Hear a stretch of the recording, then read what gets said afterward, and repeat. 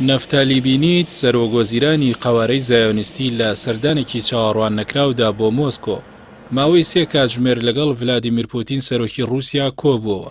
بەرپرسی نووسینگەی بینیت ڕایگەیاند کۆبوونەوەکە هەوڵێکی ئاشتیخوازانەیە بۆ کۆتاییهێنان بە جەنگی رووسیا و ئۆکرانیا بۆ هەمان مەبەستیش بینیت پەیوەندی تەلەفۆنی لەگەڵ ڤلۆدیمیر زیلێنسکی سەرۆکی ئۆکرانیادا گرێداوە.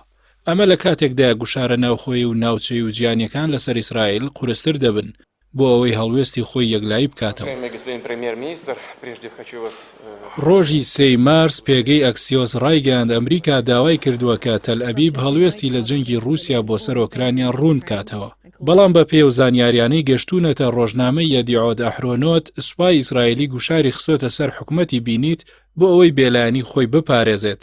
هەر لەو بارەیەوە بەرپرسێکی ئیسرائیلی ڕایگەیاند بەر لە سەردانی بینیت بۆ مۆسکۆ ناوبرا و هاو ئاهەنگی تەواوی لەگەڵ ئەمریکا و ئەڵمانیا و بەریتانیا و فەڕەنسادا هەبووە. چاودێران نیگەرانی قەوارەی زایۆنیستی دەگەڕنەوە بۆ چەندین هۆکاری ناوخۆیی و دەرەکی لەوانە هەبوونی ژمارەی گەورەی جوولەکەی بەڕەگەز رووسی و ئۆکرانی کە هەردوو لایەن گوشار دەخەنە سەر حکومەت بۆ ئەوەی هەڵوێستی خۆی یەکلایی بکاتەوە. ئەوەش پێکهاتەی فرەڕەگەزی ئەو قەوارەیە لێک هەڵدەوەشێنێت. هەر هەمان هۆکار بوو کە لە دوای سعاتێک لە بڵاوکردنەوەی ڕاگەندراوی باڵیۆزخانی ئۆکرانیا لە تەل ئەبیب بۆ ئەوەی جوولەکەکانی ناو ئەو قەوارەیە خۆبەخشانە بەرگری لە وڵاتی یەکەمیان بکەن. لە ژێر گوشاری حکومەتی ئیسرائیلدا ئەو ڕاگەندراوە سڕایەوە. سەرڕای ئەوەی ڤلۆدیمیر زیلێنسکی سەرۆکی ئۆکرانیا پشتیوانێکی ئاشکرای ئیسرائیل بووە، بەڵام ئەو قەوارەیە ئامادە نەبوو سیستمی سوپەری ئاسنینی پێ بفرۆشێت. باوەکو داواکارێکەشی لە ڕێگەی ئەمریکاوە پێشکەش کرد کە واشنتۆن ملیارەها دۆلاری بۆ کاراکردنی ئەو سیستەمە خەرج کردووە.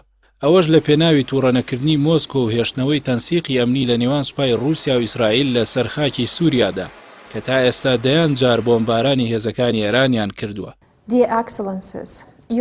ئەمینە جەباری جێگری وەزیری دەرەوەی ئۆکرانیا لەبارەی هەوڵەکانی ئاشتیەوە ڕایگەیاند کە گفتوگۆ لەگەڵ چین و زۆر وڵاتی دیکەشدا بۆ کۆتایهێنان بە جەنگ لە ئارادایە و ئەوە کارێکی بەردەوامە بۆ ناوبژی ئاماژەی بە پێشنیازی تورکیا و سعودیە و ئیسرائیل کرد. چاودێران بڕوایان وایە ئەو پاڵنەرانی قەوارەی زایۆنیستی هاندەدات بۆ ئەو هەوڵە ئاشتی خوازانەیە ترسە لە کاریگەری و کاردانەوەی ئەو جەنگە لەسەر پێکاتەکەی و داهاتووی ئەمنی ئیسرائیل. هەروەکو پێشتریش هەڵوێستی ڕەگەزپەرستانە دژی جوولەکە فالاشاکان لە ناوخۆدا ئەو قەوارەی تووشی قەیرانێکی قوڵی کۆمەڵایەتی کردو تا ئێستا ژەو ناڕەزایەتیانە بەردەوامن.